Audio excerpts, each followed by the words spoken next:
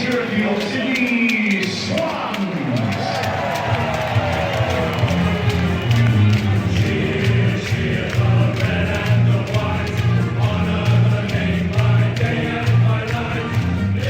Welcome back to A Bevy of Bloods, a fan podcast of the Sydney Swans Football Club. So to all you loyal Swans out there, you just can't get enough of the red and the white.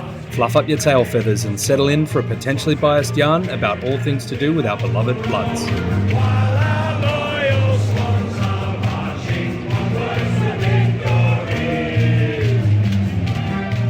G'day there, Cygnets and Swanlings. Welcome back to A Bevy of Bloods. You're joined as always by the boys from Sydney. I'm Chris and this is Noddy. That's right, you lucky loyal Swans fans. In this review episode, we're going to be chatting about the win against the Suns. And remember, if you like what you hear, give us a bloody follow. All right, let's kick things off with a quick game recap. Right, last Sunday afternoon in front of 35,000 Swans fans and about 17 Suns fans at the SCG, our Sydney Swans defeated the Gold Coast Suns by 53 points with a final score of 17-8-110 to 8-9-57. Noddy, it was a beautiful day in Sydney and it just was a perfect time and really well done memorial to what happened in Bondi Westfields, the knifing tragedy, of course, with a few lives lost. No doubt everyone in the Swans fans were all affected in some way or another. But mate, Albo was in attendance. It was a really beautiful moment. What can we take away from that? What a great way to start a game, I guess. Yeah, I think it was obviously it was a big event in Sydney in the week leading up, and I think Horse is on record saying, you know, this is our community, and a lot of the team and the club live over that side in the eastern suburbs. So, you know, a lot of them, that is like their normal, the place where they go shopping and stuff. So it was very, very close to home, and there were people affected who were linked to people in the club as well. So it was a very big event for the club and for Sydney, and I think it was a touching start to the game. Of course, it was also Red Kite Day, which is the the charity for kids and families suffering with cancer, and there's a 24-year long relationship that the Swans have with that foundation. And Cunners is the ambassador. I think previously it had been Kirky and I'm forgetting who the other guys are, but real clubmen have taken that mantle over the journey, and Cunners has got it now. And it was a really good event, wasn't it? Like how good are those pictures when they're announcing the squad on the big screen? Oh, I love it. I keep cracking up every time I see Lizards or Brodie Grundy's ones.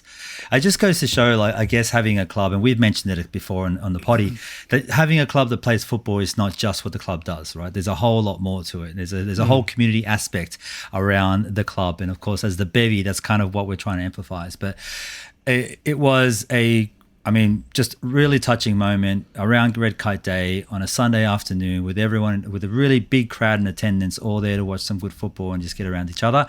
A special, special moment. And the football was fantastic. And I think the footy was great. I mean, the sun came out as the Suns came out. We only lost one quarter and we never trailed at any point. So before that, mate, just quick shout out to one of the Swans' biggest, newest fans, Ivy. Our good mate Harps brought his eldest daughter along for the first time for her very first AFL game, and she was a cracker, wasn't she? She had so much energy. So all of our friends in that group, in the O'Reilly rabble, O'Reilly 3, if you ever close by and you want to see us, you probably would have heard us by now if you've been around there. But there's a lot of the fellas, including Noddy, of course, have a few kids, and they're all trying to time out when they should start bringing their kids to the footy. It's a tough gig, mate. Like, you know about it. You're starting to consider what you're going to do there. Yeah. Your little plugger is hitting what? He's 3 or so now. Yeah, coming up to 3, so not quite there. I've still got my beer license. Yeah, but Ivy, I tell you what, she is prime for football, and Harps had her down to say exactly what she had to say. And in the halftime interview we had with her, she was on fire. She knew. She was all primed, and she was more media trained than anyone else I'd seen in most parts of football. She's probably Isaac Heaney's biggest fan already. Yeah, she very much is, yeah. It was awesome. So it's just like, which team do you hate the most? No, which team do you like the least? So it was quite positive. One of these questions, one of the many questions that Ivy put forth, and we're only so happy to. I mean, look, my bro Nugget was away, couldn't make it, and he's normally the noise maker. But I'll tell you what, we found a very capable replacement in young Ivy, because she was baby Nugget, super energy, just ready to scream. Like, welcome to the Bloods, Ivy. This is your second family. That's it. So we look forward to Ivy riding the wave up and down with the emotions, as we do as Swans fans, for her whole life. So Ivy is hook, line and sinker. Big time. And talking about emotions, so brilliant first quarter, right? Yeah. I think it was, in my view, I don't know about numbers or anything, but just pure eye test, I reckon that was our best first quarter of the year. Most rounded for sure. Yep. Just rounded. Obviously, we could have, you can always take more chances, right, and get further ahead, but it just was just beautiful footy, high pressure, Grundy, Adams, Heaney, all these guys just killing it. And then second quarter, flip the script, we lose the pressure, and I start to feel like, the Suns are gonna run away from, going to take this momentum, and luckily they didn't kick, and then we came out and righted the wrongs, and we increased our pressure and scored like 73% of our entries in the third, and that was pretty much it, and went on for a pretty solid win in the end, mate. I mean, how did you see it, mate? Like, I know that was a bit of a summary, but did you see it a similar way?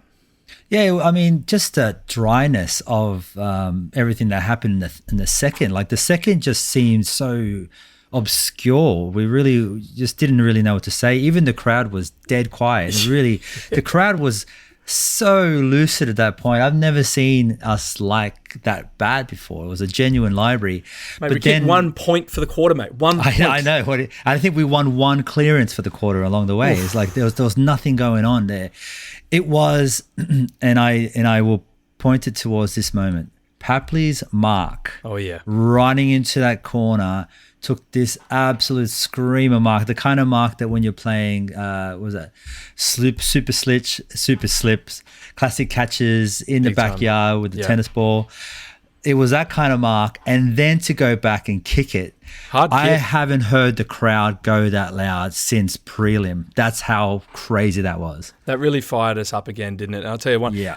Errol Goulden, with those 3 lace-outs in particular. I mean, he had a lot of other good kicks, but 3 inside 50s lace-out to marks and 3 set shots. I mean, I think he was he owned that stat for the game. He'd readied the ship along the way, didn't he? Yeah, he did. And look, I mean, that's saying something. Like, he probably wasn't the standout player today at the game.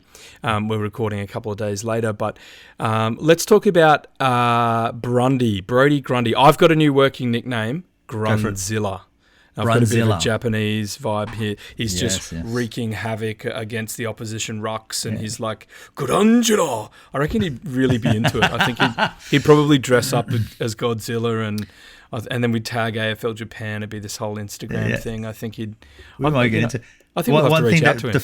The folks at home don't know is that Noddy actually speaks fluent Japanese. So Noddy, if you don't mind, can you say tall man kicks the ball far? I don't know, like 背の高い男の子がボールを取って長く蹴るんです or something like that. I probably have to Google Translate, make sure I got it right, but something like that. The point is, the more like a samurai you sound, the more badass you feel. It comes from the throat. It does, and that's why it comes from there. Yeah. Brody Grundy. Anyway, so he's not Japanese at all. I just thought his name might look funny in like a Godzilla type. Hang on, mock-up. the samurai style haircut. Oh yeah, maybe that's what it was. That little subconsciously. Man bun. Yeah, the man bun. Yeah.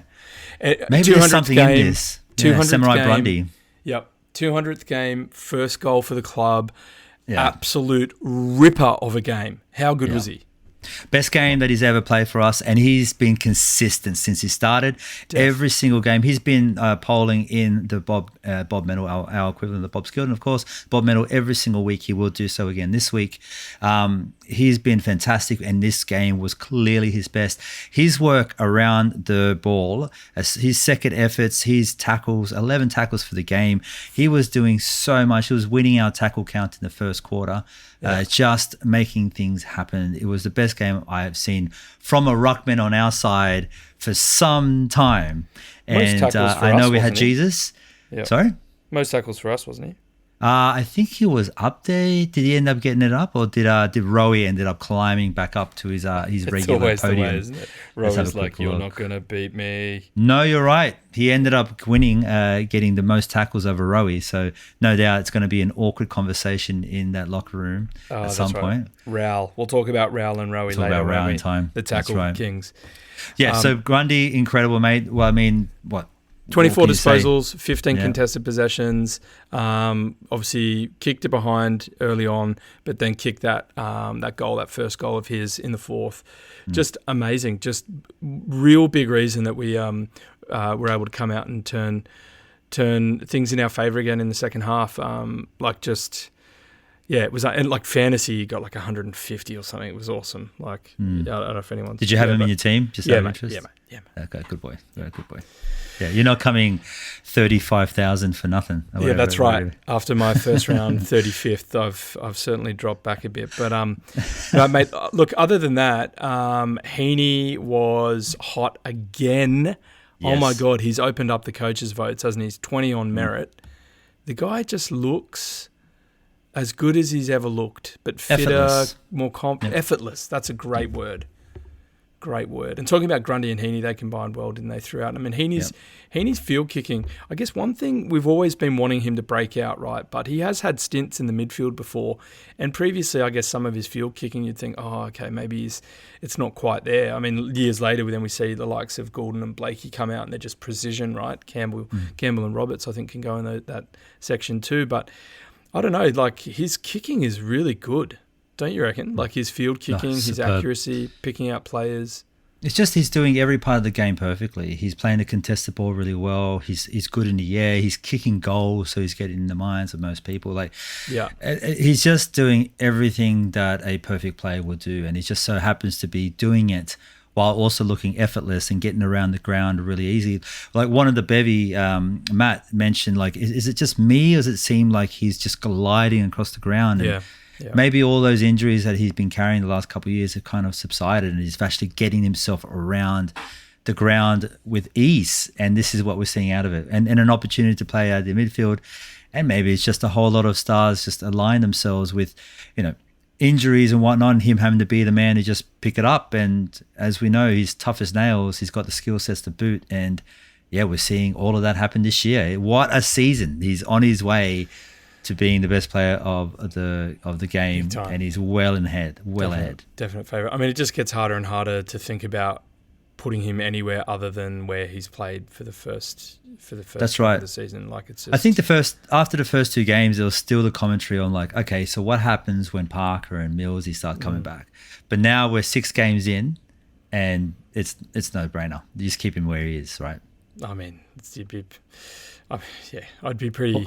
You'd be reticent. Like you'd be like, okay, let's not tinker with like one of the best starts to a season in modern times. Yeah. So I don't know. I mean, it will be interesting. Obviously, there's matchups and weather and all that other stuff to take into consideration. But yeah, I don't know. Speaking mate. of matchups, Oh yeah, Rowie on Rowell. the battle of the rows. The battle of the Rows. Rows. Yeah. Rows. Rowie, Hey, 8 tackles. Talk to me. Yep, Rowie, 8 tackles. Rowell, 12, as we said a second ago. Brody Grundy got 11 tackles. So these were the top 3 tacklers on the day.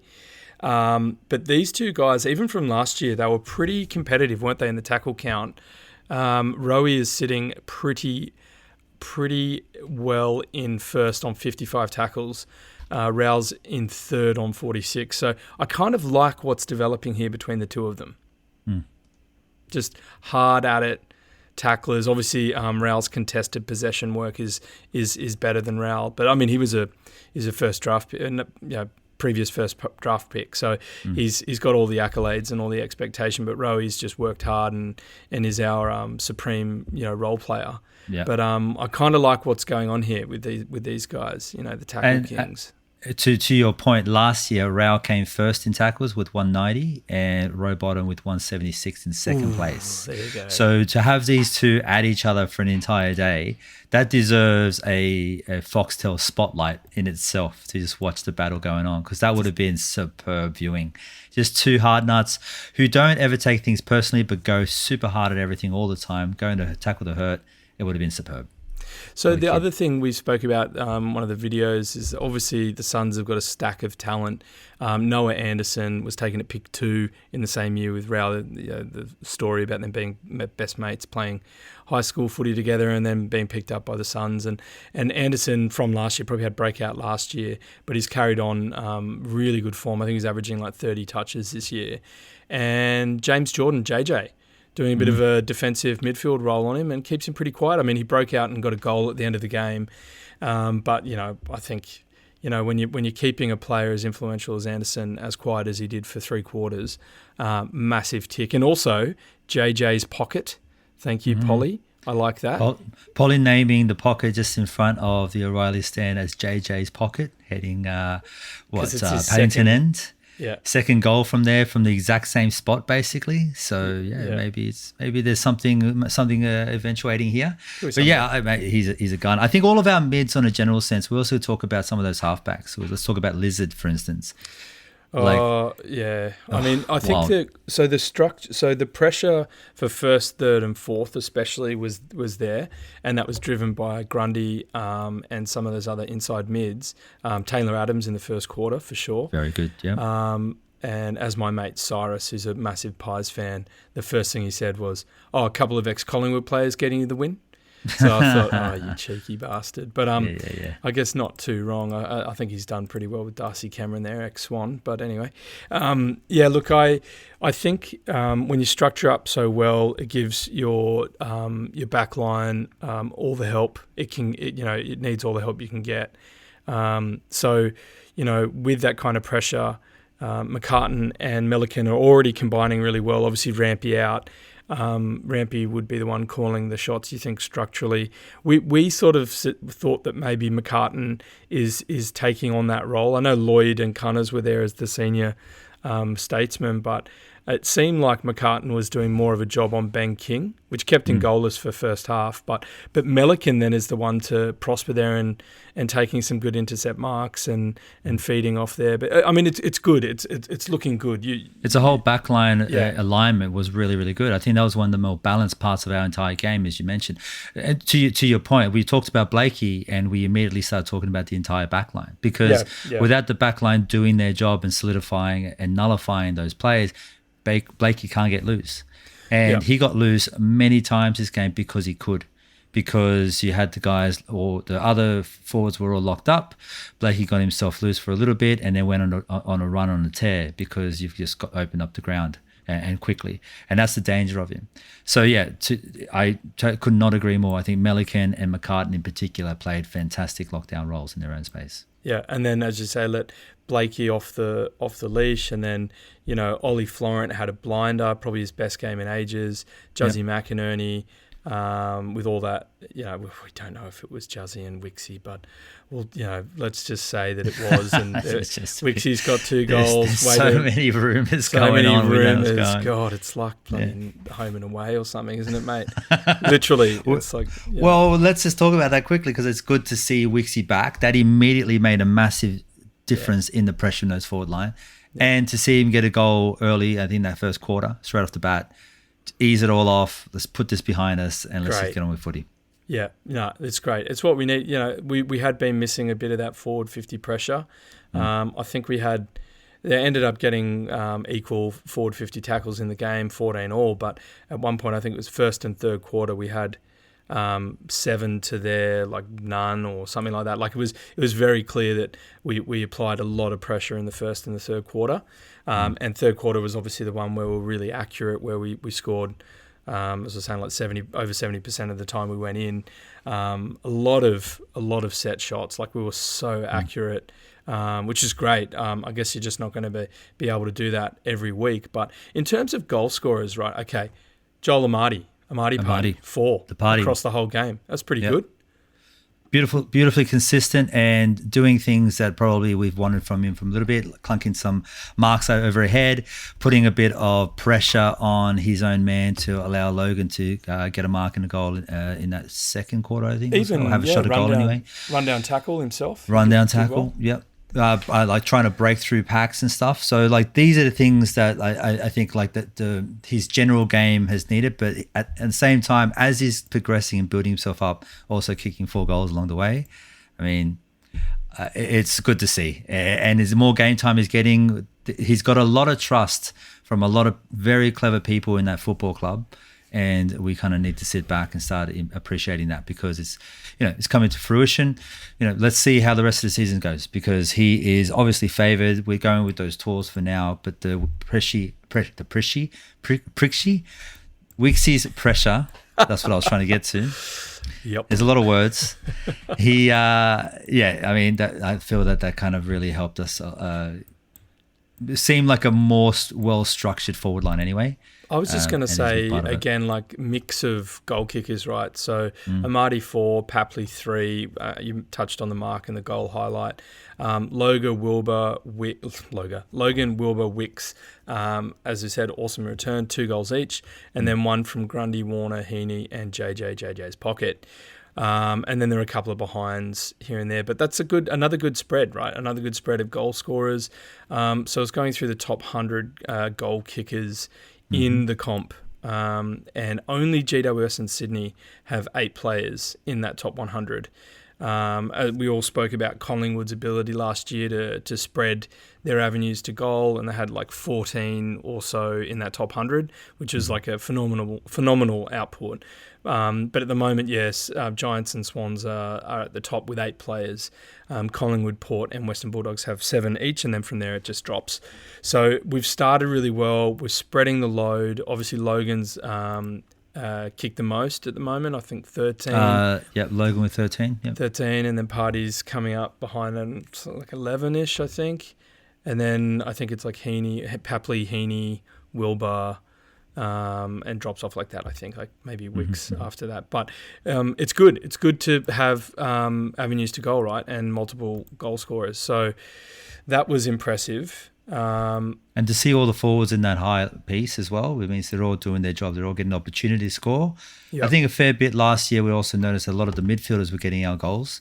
That's the streaming from the midfield. That's fantastic. That's good to see. That's an option that we need to be working on. We need to apply. Oh, Chad Warner's in the mix as well. I think he's kicked. Chad Warner, of course. Yeah, but to see the forwards, the deep forwards like Amadi and Logan taking up the majority of those goals, and McLean's in there as well. McLean's in there as well. Yeah. That's what you want to see. That's what we're there for. That's what we're making sure that they're doing the job that they need to do. Well, that's what we spoke about at the end of last year when we're like, what do we want to see next year? Obviously, we were like looking forward to a world without Buddy, and we have these 3 tools largely untested on their own. And, we were saying, what's a pass mark? And, we're hoping, for the high draft pick Logan, showing a lot of potential, although younger, 2, 3, 4 years younger than these other boys, Amadi and Party and Dossa, hoping to kick 30 to 40 or, 10, 20 to 30 sort of range. And they're all on track for that. So, obviously don't want to speak too soon, but it's going well so far. And I think, you feel like it's this drive out of the midfield, and a big part of that is Grundy, I think. Yep. Quality inserts from the midfield into that forward line, allowing them to have a shot at it. Yeah. For sure. Yep. Yeah. In terms of some of those other guys, Matthew Roberts, Robbo. Now, mate, you mentioned at the game, and I just posted something earlier today, and you looked over to me, you're like, he's only played 12 games. It's crazy. And I've just gone, what? Yeah, right. Like, are you kidding me? He plays like a 150 gamer. Yeah, like 100%. he's just so calm. Looks around for chip kicks, gets it to the ball users. He uses it well anyway. Yeah. So obviously with our senior players out still, Rampy, Parks and Mills. Lloyd was our most experienced, and he's on 230 odd games, and then Cunner's on about 190 or so. Obviously, there's Grundy and Adams there, and then behind that Heaney and Paps, and so those Ollie and Hayward as well. But But with those two, I guess, small defenders, although I think Polly said that she saw Jake Lloyd in a centre bounce at one point. So I think he had a bit of a widespread role. But like with these guys sort of, I guess, calling the shots structure-wise, it seems very obvious that the team is happy for the ball to be in Robbo's hands going out to make that first decision about who's it going to. Yeah, you got to. I mean, if you're trusting a 12 gamer up until this weekend, if you're trusting let's say from the beginning of this season, you're trusting a 6 gamer to sit into that back line and just learn off some of the best that we've had, and also be progressing in himself so quickly to the point where we totally forget that he's only played like just over a couple of hands of games. Like, it's just insane. And he's, as you mentioned, he's got all the skill sets, all solid. Does he become that general? Does he become the McVeigh in that back line? Are we watching this happen in front of us? I think so. I think this is all the hallmarks of a breakout year. Obviously, you interviewed Millsy in the preseason, said who's had the standout preseason. He straight away said Robbo. So and then for him to back it up, he's had some very, very solid games. He's getting some tidy fantasy scores as well, mate. Look, it's just you feel like, of course, he's still young. He's going to make mistakes, but with every game, he's just getting more and more confident. And he's already got the Rising Star nomination earlier this year, right? So he's getting some of that reward, I think, for his effort, or recognition rather. But look, I don't know. Obviously, like as I was saying, like Lloyd and Cunner's probably coming to the end of their career. I think they're Cunningham's out of contract this year, and Lloyd's end of next year. So you can sort of see the writing on the wall with the transition, and then probably Campbell comes into play there. As we said, Ollie Florence established. We're going to see what he's doing with his contract, but I don't know, mate. It's good. It's a good news story, and we haven't even spoken about the fantastic Mr. Fox, Mr. Fix-It. Going back into the back line this week, as he's been playing into that forward line. Although I did see him kind of go up a little bit further up higher, but maybe just dragging someone up or being dragged up rather as well. But yeah, I mean, Foxy just doing a bit of both, isn't he? That back line is just a bit more settled with him back there. I mean, we're obviously missing an enormous name in Rampy and just what he does to the structure of the game. And just to have Foxy back there, I think that made a huge difference. I think he's Rampy's replacement, right? He can play tall and small, and Horse has said that. I think he's a little bit like Heaney, to be honest, Fox. He can sort of he can play every line, right? So he can run all day. He can play contested. He can get a mark. Yeah. His kicking at goal has been not quite as sharp as we would like it, but that's what you're going to get from a backman. But his pressure tackling really was there while Wicks was, coming in as sub, and before this game, obviously. But with Wicks coming in and Rampy out, you got the luxury of pushing him down back and playing tall and small. So, yeah, I don't know. It was good. It was a good. All of this means.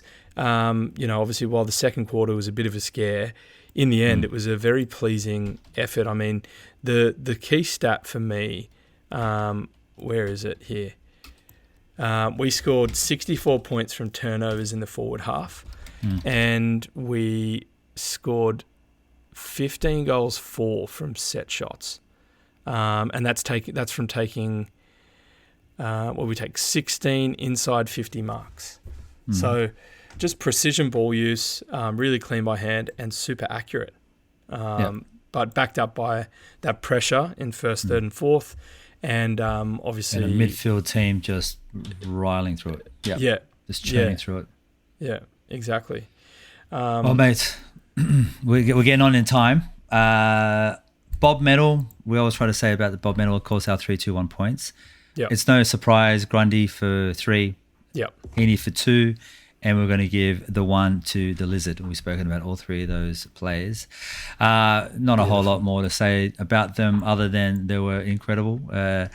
Now, where are we in the season? We've just gone past our first bye. Yep. Where do we sit in the season? Where do we sit in the ladder now? So we're coming in second, which is awesome. Yeah. 5 wins, 1 loss. GWS and Carlton are also 5-1, but we've got a higher percentage.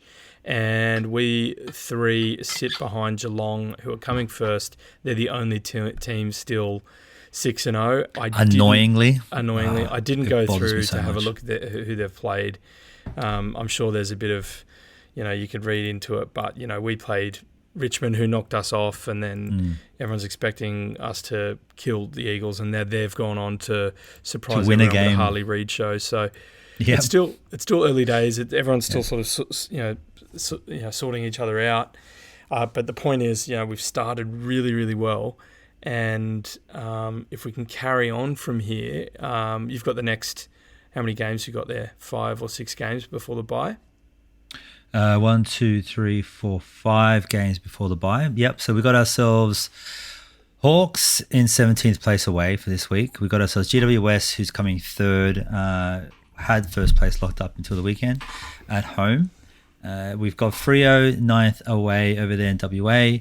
Carlton coming 4th at home, and then the Dogs coming in on 8th away. We're just trying to find form before our next bye. So if we look at this, we've got ourselves 3 of the teams in the top 8. Freo arguably was surprised by the Weagles, so I'd actually put them a bit higher up than they should be.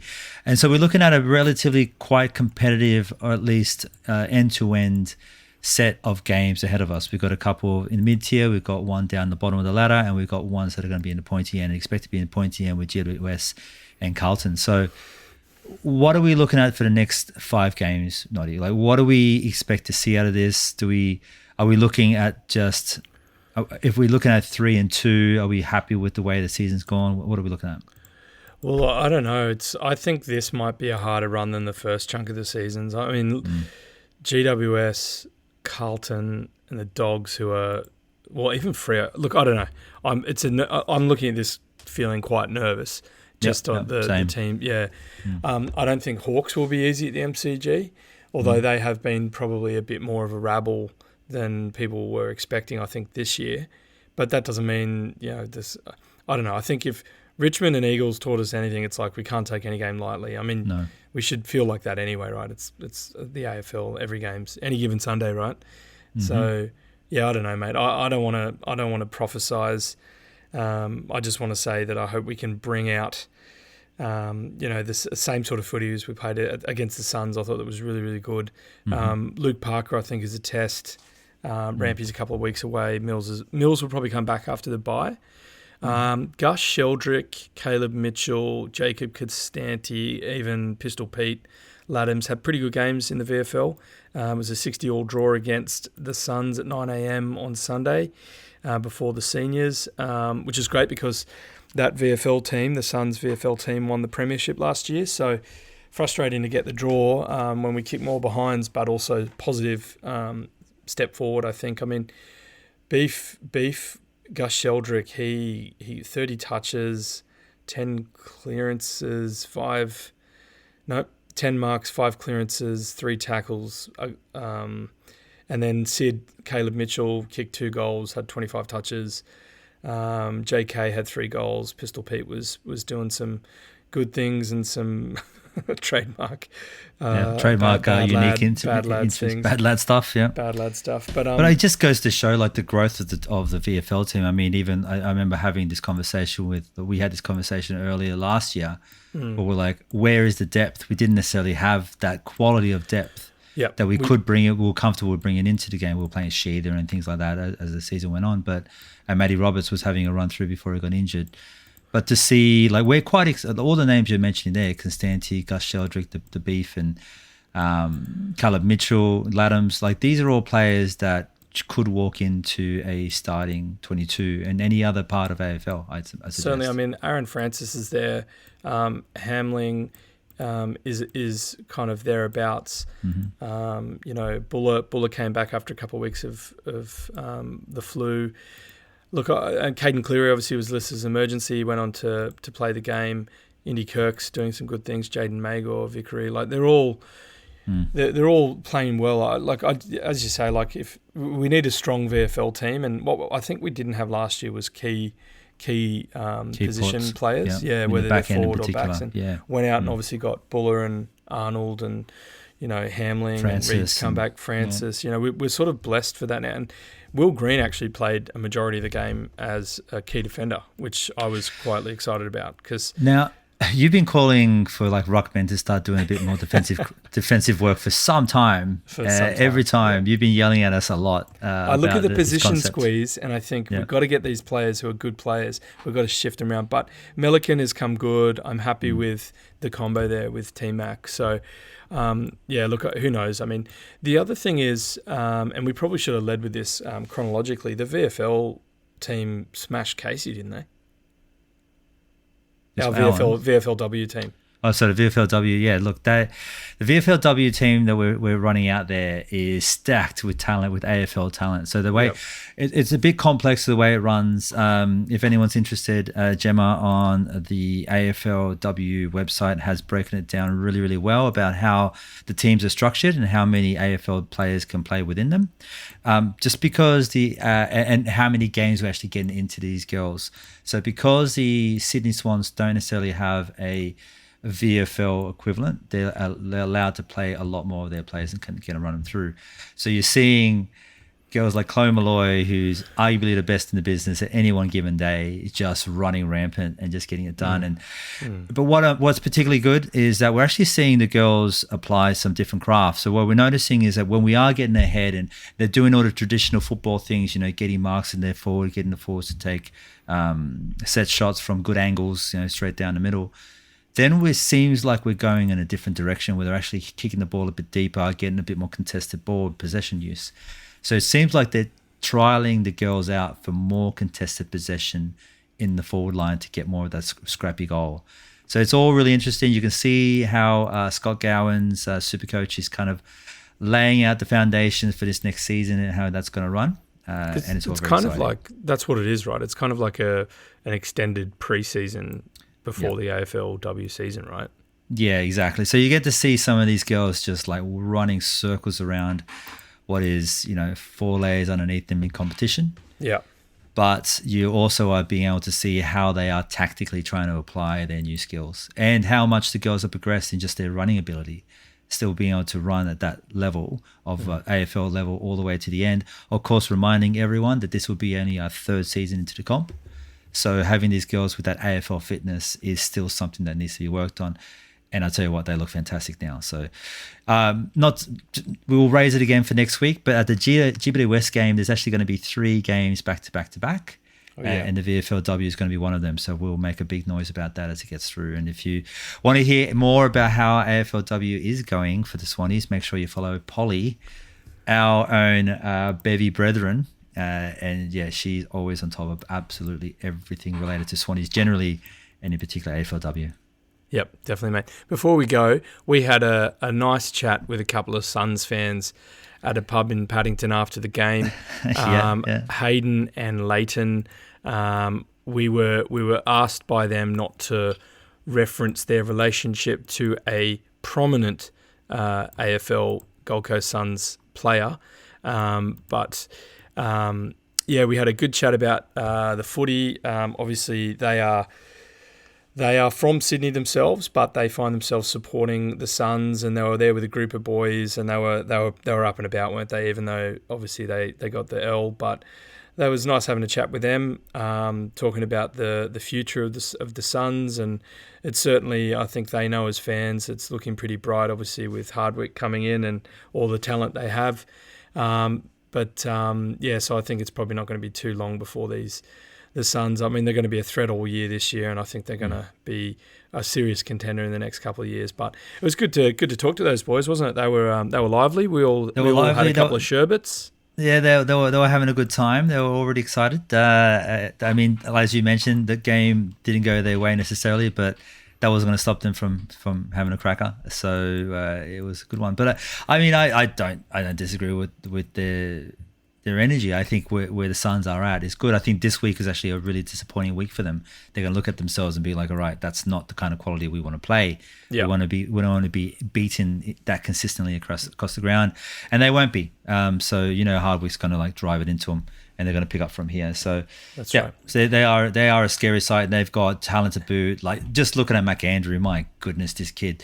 Like McAndrew Logan duel throughout the game was so interesting because we know we're going to see that happen a lot for their careers. And yeah, they are superb players. We're watching some pretty fantastic talent coming through. A lot of teams recently, and yeah, the future looks super bright for AFL, man. The competition looks superb. And they mentioned the fan podcast for the Gold Coast Suns. Was it Turn Over the Tape or something like that? Yes, yeah. So if they're listening, that podcast, we'd love to get on and have a chat with you guys. If anyone from that group of boys are listening, let the podcast, the Gold Coast Suns fan podcast, know, and we'll have a chat and yeah, it'd be awesome to share notes about some talented notes. young kids. We love to do it with the Swans fans, so That's right. particular in these recent times. Mate, one last thing. It's Anzac Day on Thursday, Anzac longish weekend, of course, with the Friday in the middle annoying everyone. You got to take it, mate. You just got to take it. Oh, I'm taking the day off. Don't worry about that. There's always this commentary about the Anzac jersey for the Swans. The Swans don't have one. How do you look at this? I mean, I'll tell you straight up from my position, I don't necessarily think we need one, but I've seen some awesome stuff like Zane Red and White's done a couple of logos along the way, a couple of versions along the way. Last couple of years that look awesome. I'm like, yeah, I can see some benefit in that. But I also don't necessarily feel that it's something we need to build out of. I mean, what's your perception on it? I mean, look, I think you know me. If there's a jersey to be bought and there's merch to be collected, I'm going to get it. But I don't know if we need it. I mean, but then I don't know why the other clubs do it. Isn't it just Collingwood and Essendon that actually play on Anzac Day? Do any other teams play on the actual day? No, I feel it's just those two. But I think even GWS have their own version of it, which is just basically the G with camo on it. It's not that exciting. Guys. I mean, they're loose at the best of times, but their socials is for sure, yeah. Yeah, their socials is off the charts, mate. It's hilarious. Yeah, look, I don't know, mate. I mean, we get the Pride game with the Saints, so we've got that jersey, Guernsey. But look, if the Swans want to get behind Zane Red and White's design, I saw it as well. I think it looks cool. Why not? Yeah, give it a go. But I'm sure the AFL have some little rule saying that only a certain amount of clubs can design. Those guys there'll be some sort of subset clause. Be subject to, as the case may be, sort of wording.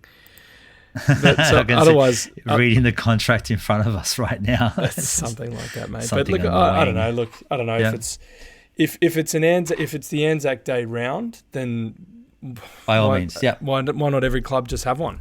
Yeah, I'm with that. And yeah, if we're going to do it, just get behind Zane Red and White's one. It is really cool. It's got all the poppies across the V. It looks really good. Well, that does bring us to the end of the episode. So thank you for listening in to the end. If you have listened through, we must have done something good, right? You can only presume so.